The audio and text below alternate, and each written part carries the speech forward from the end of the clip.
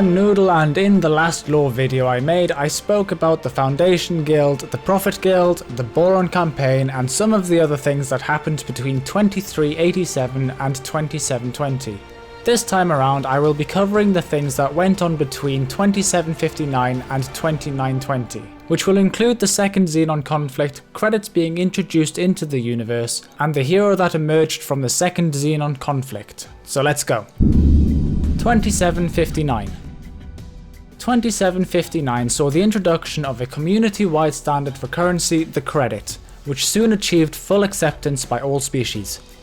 At the same time, the Taladi were able to promulgate the use of their Zuran time system, which took the effects of interstellar distances and relativistic velocity into account. Although the concept of a time-based system on pulsar emissions seemed unnecessarily complicated, it offered an unmatched solution to the problem of precise chronometry.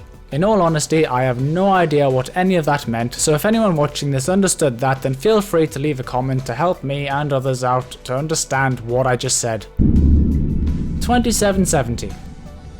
In 2770, the Split Weapon Moratorium declares that energy weapons don't fall under the jurisdiction of the laws to control war weaponry. As a result of this, the community of planets agrees to keep the peace. 2773. In 2773, a large accident on the Pleasure Station ferryman destroys the station, killing 7,000 Argons. The resultant pollution marks the area off limits for the next 30 years. To stop accidents like this from happening again, large-scale nuclear power plants become banned in all known space, and only small-scale devices are used to either back up or to power engines and ships. This leads to the majority of energy to be used in space to come from reusable energy cells, which store captured solar energy.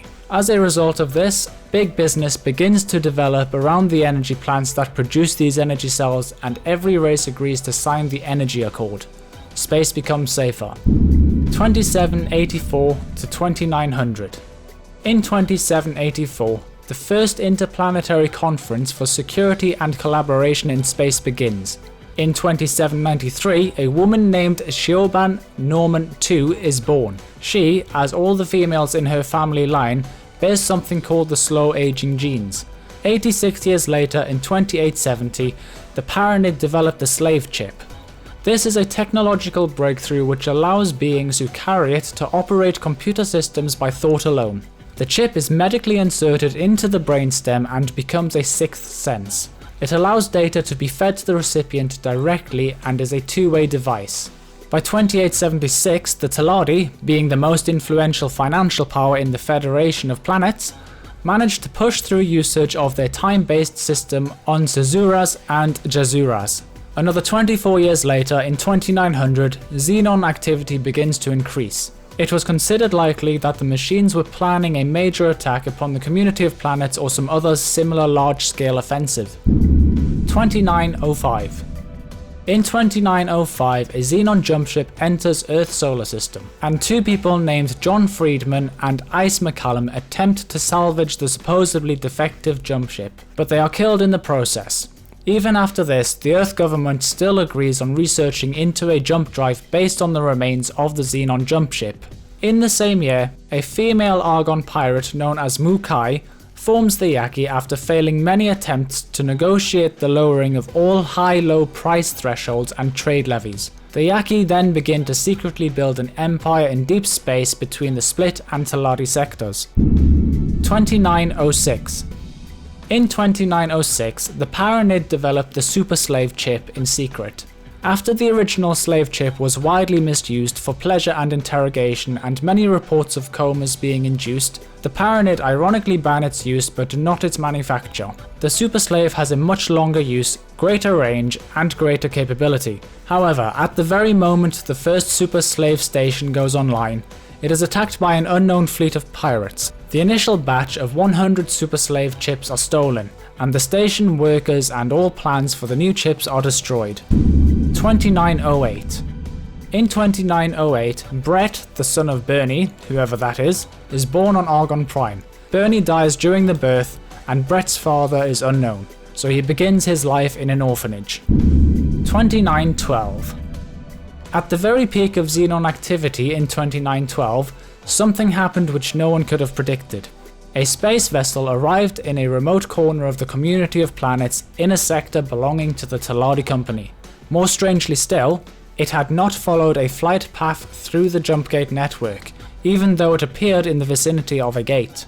This ship possessed a functioning jump drive, and the name of the captain of this ship was Kyle William Brennan.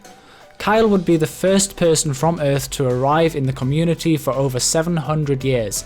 Yet, only 2 weeks later, a Major Eleanor Coe arrived in search of her friend Captain Brennan. Brennan and his vessel, the USC-X, became the subject of furious searches by the Xenon, the Great Patriarchy of the Split, and the God Realm of the Paranid. The Queendom of Boron offered unconditional friendship, and the Argon Federation remained studiously neutral. The Gonas, however, hearing of their first genuine lead back to old Earth after centuries of searching, saw this as an opportunity to make a genuine difference. With the assistance of an executive branch of the Argon Secret Service, they devised a plan which could see the USC-X brought secretly and safely to Argonia City. At the same time as Brennan arrived in Argonia City, the Xenon launched their expected offensive against the entire community of planets, and Brennan immediately offered his support. Although the jump drive itself had been destroyed, the USC-X was also equipped with a matter-antimatter engine which far outstripped the technology of the Xenon or the community in terms of efficiency and power. Brennan made good use of this crucial advantage, managing to destroy or cripple many of the Xenon's central supply and power facilities. Their offensive, the Second Xenon Conflict, was over almost before it had a chance to begin, and Brennan was feted almost universally as the hero of the Xenon Conflict. After all of this, the Old Ones send a message through their executive, the Sonan, to keep the community of planets from completely destroying the Xenon. There has never been any report of a direct contact to the Old Ones or the Sonan before this. In the same year as all of this, Nopilian's ship Niana's Luck crashes on the far side of the split planet Nif-Nak, leaving him alone in the dreadful jungle hell. Also, the jump gate routes are rearranged. 2920. In 2920, a boron physician and astrophysicist named Meton joins his Argon friend called Mitch in Deep Space Sector Echo 72, and they begin work on studying the positive and negative matter patterns that are emitted from the jump gates. So that's it for this episode, guys. In the next episode, I will be talking about the Great Trade War, the Kak, the Yaki, a species called the Wenendra, and the Kak conflict, probably just the start of it, I'm not entirely sure. I'll know more when I write it up. That's the general idea of what I'm doing for the next one. So, as always, if you all enjoyed, then please hit that like button, join my Discord if you want to chat with me, and I will see you in the next one. Bye bye.